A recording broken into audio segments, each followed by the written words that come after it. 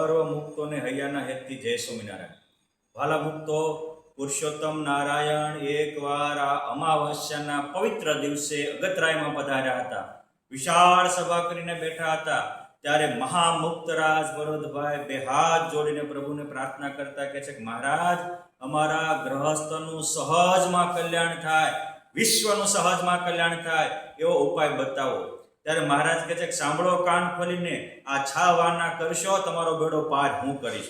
એક, મુખમાં મારું અખંડ ભજન અને સ્મરણ રાખજો, કાનથી મારી કથાનું શ્રવણ કરજો, હૈયામાં હું હાજરા હાજર બેઠો છું એવી ભાવના રાખજો, અને આંખમાં મારી મનોહર માધુરી મૂર્તિ રાખજો, હાથમાં માળા રાખજો, અને જે કોઈ સામા મળે એને એમાં ખોટા ચાળા ન કરતા, પણ એમાં પણ હું પ્રગટ બેઠો છું એમ માનીને પ્રણામ કરજો. હું તમને અક્ષરધામ આપીશ. જય સ્વામિનારાયણ.